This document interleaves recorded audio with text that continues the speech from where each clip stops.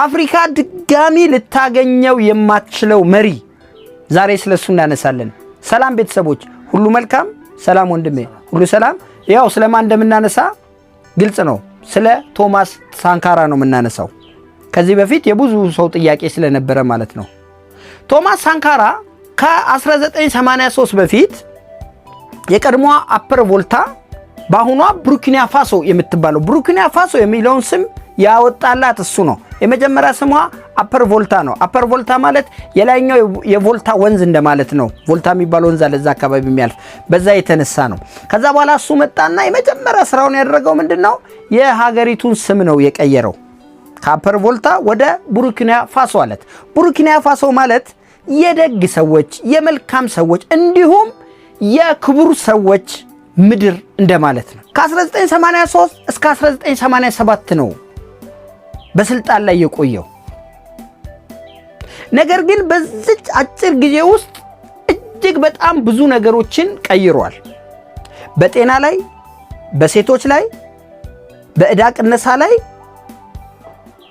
እና በሌላ በትምህርት በጤና በመሳሰሉት ነገሮች ላይ ሁሉ በዚች አጭር የ4 ዓመት ቆይታ ውስጥ ታሪክ ሰርቶ ያለፈ ሰው ነው። መጀመሪያ በትግል ውስጥ ያለ ወታደር ነበረ። ቀድሞ በነበረው መሪ ብዙ የሚወደድ ስላልነበረ እስር ላይ ሁሉ የነበረ ሰው ነው። ከዛ ጓደኞቹ ታግለው እሱን ከስር አስወጡትና መፈንቅለ መንግስት ተደርጎ በመፈንቅለ መንግስት ስልጣን እንዲይዝ ተደረገ። በጣም የቅርብ ጓደኛው ቦሎዝ ኮምባውሬ የሚባለው ሰው አብሮት የነበረ ደጋፊ አቃፊ ሲለው የነበረው ሰው ነው። ወደ ስልጣን ሲመጣ የመጀመሪያ ከምዕራባውያኖቹ ጋራ ከዚህ ጀርባ ምዕራባውያኖቹ አሉ። በተለይ እዚህ ሀገራችን ላይ በቀድሞ አፍሪካ አንድነት ድርጅት ስብሰባ ላይ የተናገረው ንግግር ነው አንዱም ከምዕራባውያኖች ጋራ አስበላው ወይም አይን ውስጥ አስገባው የሚባለው። እኛ አፍሪካኖች የነጮቹ ያለብንን ዕዳ ልንከፍል አይገባም፣ መጀመሪያውኑ የራሳችንን ገንዘብ ነው ዕዳ ያረጉ እንደገና ከኛው የዘረፉት የወሰዱትን ገንዘብ ነው የሚል ንግግር እዚህ አፍሪካ አንድነት ድርጅት ውስጥ አዲስ አበባ ላይ ይሄን ንግግር ተናግሯል። እንደዚህ አይነት ነገር ለምዕራባውያኖቹ ቀይ መስመር ነው። ስፔሻሊ ፈረንሳይኖች ያሉበት ነው የሚባለው ከዚህ ጀርባ። ይህ ሰው በአገሬው ህዝብ በጣም ተወዳጅ ነው። በሴቶች ላይ ብዙ ሰርቷል። የሴቶች ግርዛት፣ ያላቻ ጋብቻ እንዲሁም ደግሞ በመንግስታዊ መስሪያ ቤት ላይ ስራ አስፈጻሚው ላይ ሴቶች እንዲሳተፉ በር ከፍቷል። ህግ አስደንግጓል፣ ህግ አውጥቷል። በጤናው ላይ እንደ ኢቮላ የመሳሰሉት ነገር በአንድ አመት ውስጥ ከ200,000 ህፃናቶች በላይ በኢቮላ እንዳይጠቁ የኢቮላን መከላከል ስራ እንዲሰራና ህክምና እንዲያገኙ አስደርጓል። በአየር ንብረት ለውጥ ላይ የዛኔ ነው አስብ ከ10 ሚሊዮን ችግኞች በላይ እንዲተከሉ አስደርጓል።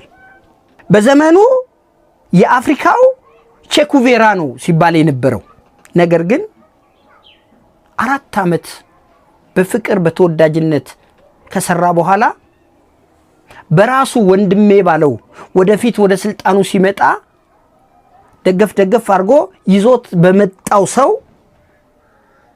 በኮምባውሬ ተበላ።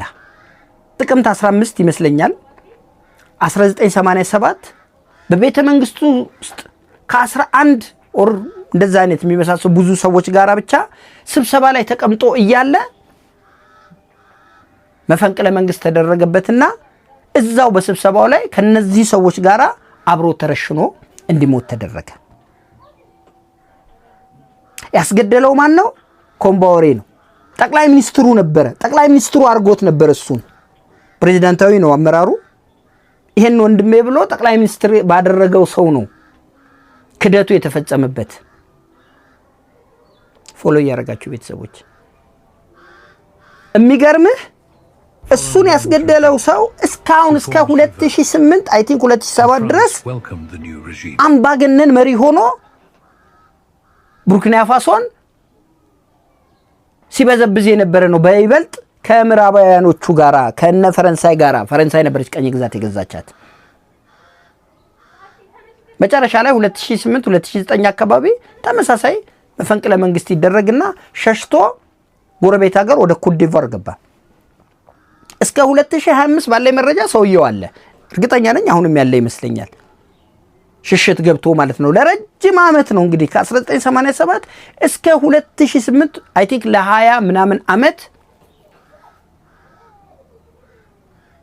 የሱን ቦታ ይዞ የገዛ ሰው ነው። አሁን እሱም በፈንቅለ መንግስት ተደርጎ አሁን ከተወገደ በኋላ ወይም ከአገር ጥሎ ከሸሸ በኋላ ግን ከኋላ የመጣው መንግስት ወይም መሪ ነው የሳንካራ አሟሟት ጭካኔና ግፍ አለው ተብሎ ምርመራ ተደርጎ ሰውየው ባለም የጦር ወንጀለኝነት ተከሶ ነው ያለው። ኮምባውሬ ማለት ነው። ይሄ ነገር ምን ትዝ ያስብልሃል? አንዳንድ ጊዜ በወንድሞች በምኖች ተደግፈህም ሆነ በሆነ ነገር ትመጣና ልክስ በትረ ስልጣኑ ላይ ከደረስክ በኋላ ከጎን ልትከዳ ትችላለህ። አንድ ሳነብ ስለዚህ ሰው ወደ ባምሮ የመጣልኝ ቀድሞ ጠቅላይ ሚኒስትር መለስ ዜናዊ አንድ አባባል አለው። ፖለቲካ ማለት በሁለቱም በኩል የተሳለ ሰይፍ ነው። ወደዚህ ካልቆረጥክበት ይመለስ ወደዚህ ይቆርጣል። በጣም የሚገርመኝ አባባል እና የዚህ የቶማስ ሳንካራን እና የኮምባውሬን ሁኔታ ሳይ ምናልባት ከዚህ ነገር ብዙ መሪዎች ተምረው ሊሆን ይችላል። የኛውን ጠቅላይ ሚኒስትርን ሁኔታ ሳይ ይሄ ነገር ነው የሚመጣብኝ። እኔ ብዙም ፖለቲካ ውስጥ መስራት አልወድም፣ ግን ከጎናቸው አብረው የነበሩ ሰዎች ስልጣኑ ሲይዙ ጠቅላይ ሚኒስትሩ አብረው የነበሩ ሰዎች ዛሬ የት ነው ያሉት? መፈንቅለ መንግስት እሳቸው ላይ አልተሞከረም ነበር? ከመፈንቅለ መንግስቱ ጀርባስ እነማን ይኖሩ ነበር? እርግጥ ብልህ ከሰው ይማራል፣ ሞኝ ከራስ ይማራል። ብዙ ያነበቡ ናቸው ጠቅላይ ሚኒስትሩ። እንደነዚህ አይነት ነገር ሊመጣ እንደሚችሉ ያውቃሉ ብዬ አስባለሁኝ። ምናልባት ወደ ስደት የወጡት ሰዎች ከእንደዚህ አይነት ጋር የተያያዘ ሊሆን ይችላል። አንዳንዴ ከሌላው ላይ የደረሰው ነገር አንተ ጋር አይመጣም ብለህ አታስብም። መንገዳቸው ብዙ ነገራቸው ተመሳሳይነት ያለው ይመስለኛል። የአየር ንብረት ለውጥ ላይ ሁለቱም የሚሉት ነገር አሁን ሴቶች በካቢኔ ውስጥ ማብዛቱ አንዳንድ ነገሮችን ስታይ የሱን ፓተርን የሚከተሉ ይመስለኛል። ይሄ የኔ ግምት ነው። ነገር ግን ራሳቸውን የጠበቁበትን መንገድ ከዚህ ጋር አያይዘዋለሁኝ። ምንም ጥያቄ የለው። አሁን ቲም ለማ ቲም ገዱ ምናምን የሚባለው ነገር ዛሬ የት ነው ያሉት? ምናልባት ገለል የተደረጉበት አንዱ ምክንያት እንዲህ አይነት ነገር ሊመጣ ይችላል። ቀድመህ ነው የምታስበው። ልክ መለስ እንዳለው ነው። ወደዚህ ካልቆረጥክ ወደዚህ ትቆረጣለህ።